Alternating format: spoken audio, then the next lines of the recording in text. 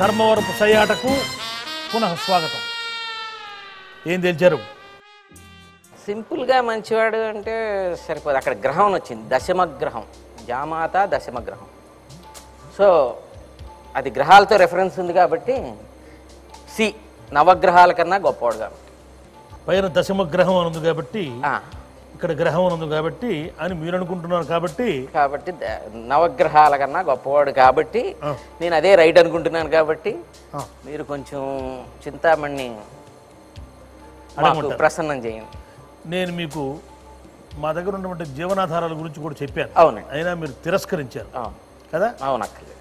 చింతామణి మన తప్పేం లేదు, మన జాగ్రత్తలు మనం చెప్పాము. ఎవరికి ఎట్లా రాసి పెట్టుంటే అట్లా జరుగుతుంది. కాబట్టి జామాత దశమగ్రహం అని అంటారు అల్లుణ్ణి. ఎందుకు వచ్చింది ఆ పేరు అంటే వారు చెప్తున్నారు డాక్టర్ సుదర్శన్ గారు, సి నవగ్రహాల కన్నా గొప్పవాడు కాబట్టి అని. అది సరైన సమాధానం. చింతామణి మీరు చెప్పిన సమాధానం చాలా కరెక్ట్.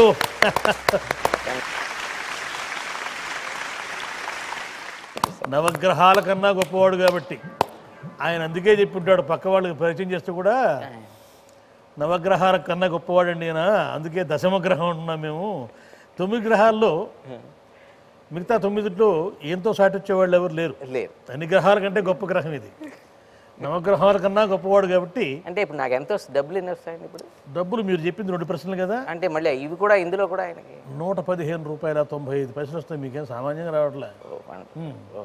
అంటే డబ్బు విషయం మాత్రం చాలా ఖండిగా ఉంటారు మీరు. అందులో మొహమాటలు ఉండవు. అంటే ఒక రకంగా నాకు ఆయన సంపాదించి పెట్టారు. ఆయనకి నేను ఇవ్వక్కర్లేదు. ఆయనకు ఇవ్వక్కర్లేదు. మొదటిదేమో ఆయన గారు ఎవరు, మీ మార్నింగ్ వాక్లో కలిసిన ఆయన. రెండోదేమో మీ మామగారు. మూడో దానికి ఎవరు వస్తారో చూద్దాం. చింతామణి, నేను చెప్పానా నిలువెల్లా చమత్కారం గల మనిషిని. మనం డాక్టర్ సుదర్శన్ గారిని అడిగే తర్వాత ప్రశ్న ఏమిటి చింతామణి? చాలా కఠినమైన ప్రశ్న మీ ముందుంది. మీరేం సమాధానం చెప్పి ఈ గండం గట్టెక్కుతారు. మీరంతా కలిసి నా తల మీద ఒక్క వెంట్రుక కూడా పీకలేరు అన్న వ్యక్తి ఎవరు? A Nagam Janardhan Reddy, B K Rosaiah, C LK Advani, D TN Seshan. మీకు ఒక్కడ మళ్ళీ అన్నీ మా అత్తారికి సంబంధించిన ప్రశ్నలు అడుగుతున్నారు సార్ మీరు. నేను ఒకసారి వాళ్ళ ఇంట్లో డిక్లేర్ చేశా, కోపం వచ్చి మీరెవ్వరూ నా వెంట్రుక ఒక్కటి కూడా పీకలేరు అని. దాని రిజల్టే ఇది. అదేనా? ఏమిటి మీ టోపీ వెనక ఇంత కథ ఉందా? అది మరి అసలు ఈ కథ ఇంత ఉందా టోపీ కింద? ఇప్పటిదాకా ఇది రివీల్ చేయలేదు, మీరు ఇవాళ నా చేత రివీల్ చేయించారు. నిజంగా ఇది నేను కాదు, ఇది ఆంధ్రప్రదేశ్ కూడా అదృష్టం. ఆ టోపీ కింద ఏముందో ఈనాళ్ళు కొట్టుకొచ్చాం మేమందరం. చాలా చాలా సంతోషం అండి. ఎక్కడ దారెడారి, ఇదంతా వాళ్ళ పుణ్యం. వాళ్ళ పుణ్యమే. మరి ఇప్పుడు చెప్పండి అయితే, మీరంతా కలిసి నా తల మీద ఒక్క వెంట్రుక కూడా పీకలేరు అన్నటువంటి వ్యక్తి ఎవరు వీళ్ళలో? A Nagam Janardhan Reddy, B K Rosaiah, C LK Advani, D TN Seshan. ఇంకెవరు సార్? ఒక ఎన్నికల ప్రక్రియకి సంబంధించి ఒక గొప్ప పర్సనాలిటీ, ఒక టైగర్ లాంటి వ్యక్తి, మన దేశం గొప్పగా గర్వించేలా ఎన్నికలు నిర్వహించి శభాష్ అనిపించుకున్న వ్యక్తి ఆయనే టిఎన్ శేషన్. ఆయన అన్నమాట్లేదు. చింతామణి, చాలా ఆత్మవిశ్వాసంతో చెప్తున్నారు డాక్టర్ సుదర్శన్ గారు. మీరంతా కలిసి నా తల మీద ఒక్క వెంట్రుక కూడా పీకలేరు అన్న వ్యక్తి ఎవరు అంటే డి టిఎన్ శేషన్ అంటున్నారు. అది సరైన సమాధానమా? సరైన సమాధానం డాక్టర్ సుదర్శన్ గారు. Correct answer. Thank you.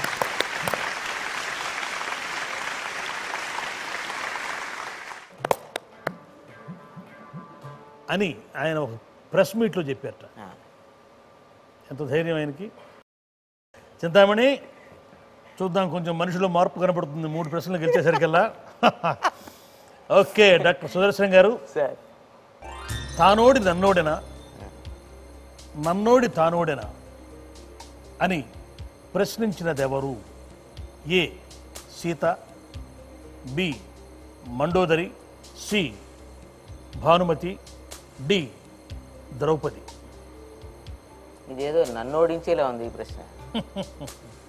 ఈ ఓడటాలు గెలవటాలన్నీ కూడా భారతానికి సంబంధించిన విషయాలు. సో సీత మండోదరి రామాయణానికి సంబంధించిన వాళ్ళు, ఇక భానుమతి ద్రౌపది భారతానికి సంబంధించి. సో ఈ అలాగే ఓటం అనే దాంట్లో భానుమతి క్యారెక్టరైజేషన్ ఏం లేదు, ఎంతసేపు పాండవులకి కౌరవులకి కాబట్టి ద్రౌపదే ప్రశ్నించింది వాళ్ళని, పాండవులను ప్రశ్నించింది, ధర్మరాజుని ప్రశ్నించింది. DA correct. అడగనా? డి అంటే డి అంటున్నారు. డి అంటే డిఏ ఖాయం అంటున్నారు. డి. చింతామణి తానోడి నన్నోడినా నన్నోడి తానోడినా అని ప్రశ్నించింది డి, ద్రౌపది అంటున్నారు. అది సరైన సమాధానమా? Very good, very good. మీరు చాలా అదృష్టవంతులు.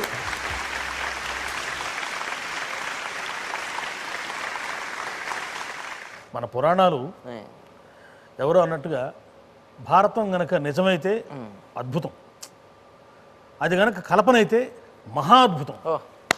అంతటి కావ్యాన్ని కల్పించి రాయటం అంటే అది చిన్న విషయం కాదు, అసలు ఎవడికి సాధ్యమయ్యే విషయం కాదు. అది నిజమైతే అంత గొప్ప యుద్ధం జరిగింది, అన్ని వంశాల మధ్య జరిగింది, అది మహా అద్భుతం. కాబట్టి నిజమైన భారతీయులు గర్వించదగ్గటువంటి నిజం అది.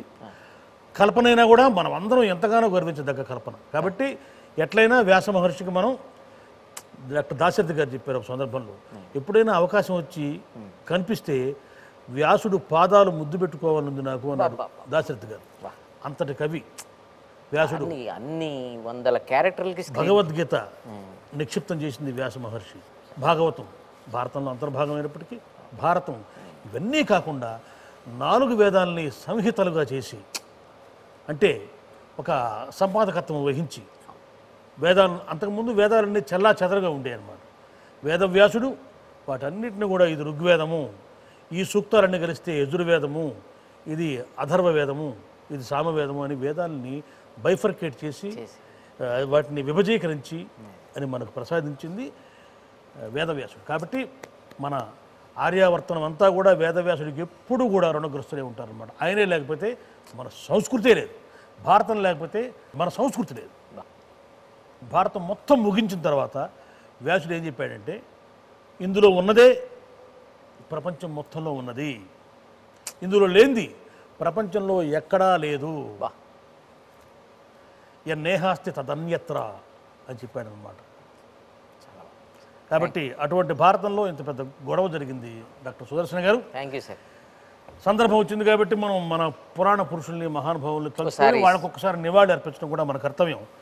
సరే, మీకు తర్వాత ప్రశ్న. చింతామణి, ఎంత అదృష్టవంతులు చూసారా మీరు. చింతామణి ఇప్పుడు అడగబోయే ప్రశ్న, చింత చెట్టు ఏ దేశానికి చెందినది? నిజంగా చింతామణి నిజంగా నువ్వు సార్థక నామివి, అసలు సార్థక నామి. చింత చెట్టు ఏ దేశానికి చెందినది? A Africa, B India, C Afghanistan, D Kazakhstan. Doctor Sudarshan garu, మీరు ఆలోచిస్తూ ఉండండి. ఈ లోపల కార్యక్రమంలో ఒక స్వల్ప విరామం.